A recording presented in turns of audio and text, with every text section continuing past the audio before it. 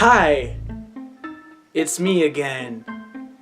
I hope you've enjoyed the creepypastas so far because I'm doing another one. In this creepypasta, I'm doing a topic that I've been wanting to do for a very long time. Almost an entire year. I probably should have done it a bit sooner. But I'm excited, in case you can't tell, because we are going to talk about one of the most said topics, as far as I know, in video games, Pokemon specifically, and I'm pretty sure you know what's coming, Lavender Town. Specifically, the Lavender Town in the Pokemon Origins TV show. In part 2 of called Cubone, it has a Lavender Town. That's kind of the main focus of the story. It's a little interesting that the main focus is probably one of the most popular creepypasta material in games. And it's a little interesting that they would have some ghostly Easter eggs in it. But one thing that I really want that this topic is on is the Marowak specifically. This might sound a little crazy, but I think that the Marowak in the Pokemon Origins is the exact same Marowak in Pokemon Sun and Pokemon Moon. Specifically, the Ghost Fire Marowak that appears in the trailers and in the volcano thing. It's a volcano. Probably should have reviewed my script a bit more. Anyway, so I'm going to lay down the evidence and hopefully I can convince you to believe the same. Okay. I will probably split my evidence into 5 parts, but if I don't, I will fix it in future editing. Right? Future editing me? Of course! Alright, so, Exhibit A. One of the things that has really confused me in the entire Pokemon Origins series is in the Team Rocket scene. While the girl person is having the flashback to when the dude guy, who is apparently the Mega Evolution Guru in Pokemon X and Y, when he stumbles upon a crying Cubone, the thing that's always confused me is, why in the world does Team Rocket use a lightning stick to hurt a Cubone? I mean, ground Pokemon are completely, as far as I think, as best as I can remember, completely immune to electric attacks. So why in the world would we have an electric stick? Well,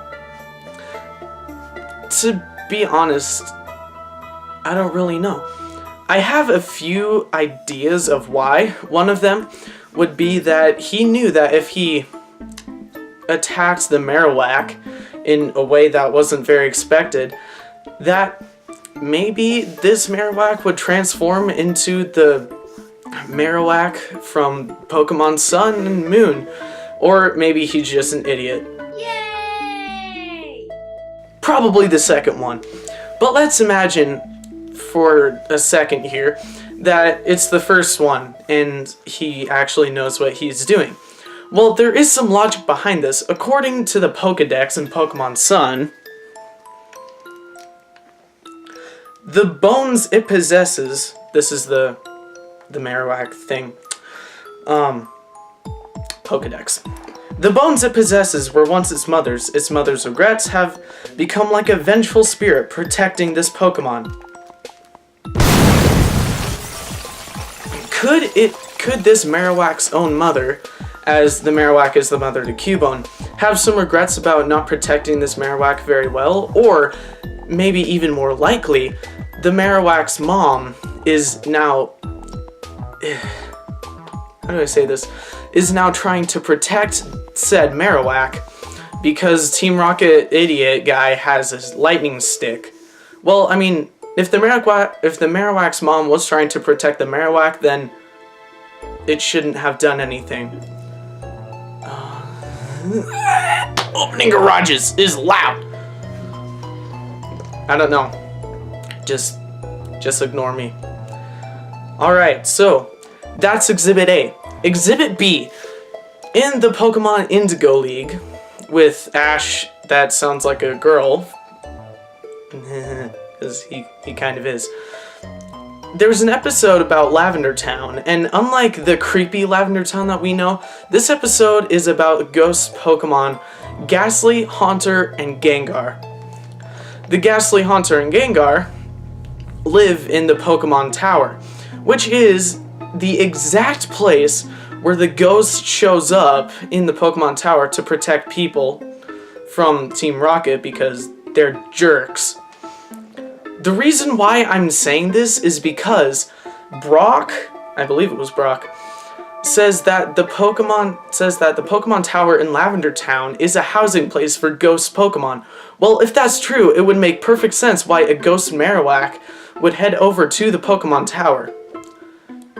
I mean, you could argue that the Marowak is heading over to the Pokemon Tower to protect the people, like how it couldn't protect the Cubone, or maybe his spirit is still residing in it, still has the vengeful conflicts, like how, you know, I said before with the stick bone thing. But I'm just going to say that's it. The Pokemon Tower is housed of ghosts, and that's Exhibit B. Exhibit C. This is probably going to be my last point of evidence, but oh well. Exhibit C. When Red starts fighting the ghost, he idiotically fights it with normal attacks, which as a ghost in general, or maybe as a ghost Pokemon, would be completely immune. To be honest, I don't know why he would do that. He knows the type advantages and disadvantages, I hope. But, I mean, it's a ghost. It won't be hit by normal attacks. And even when he does use the Charmeleon, his Charmeleon, to spew fire at it, there's still barely any effects.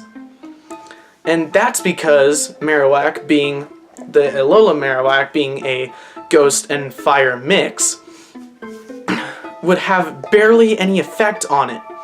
Now, I know that there's some sort of ghost in the video game, so I don't have any evidence about that, but who cares? We're just going with what I say, okay? Alright, Exhibit D. This one's kind of a smaller one, but it says on the official Pokemon Sun and Moon site that the reason why Marowak,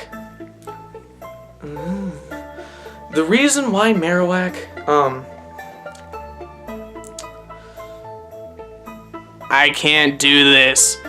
The reason why Marowak turned into this form is because of the excessive amount of grass Pokemon. Well, if that's true, I believe, without any evidence whatsoever, that the grass Pokemon number in Kanto and Alola are pretty close. I mean, I know that they're both very high, Alola for sure, but what can you say? I mean, what can you say about that? Also, I would like to point out, as I'm just kind of remembering this, that Team Rocket, as it's showing, is only capturing ground Pokemon. Could this be for some nefarious purpose, or maybe it's just because the Giovanni dude is only interested in ground Pokemon because he is the ground gym leader. Just pointing that out. So yeah, that's my facts and evidence and shizhimish stuff. But honestly, who would you believe? A very expertly YouTuber guy, or the internet? Or maybe your own judgment. Comment below on if you believe me or if you don't. I also had another theory that Ash's Pikachu was secretly a Mimikyu and that's why it didn't want to evolve, because it couldn't. But then a friend came up to me, I told him about that, and he completely disbanded that theory in a grand scheme of like 20 seconds. So that's my video. Subscribe.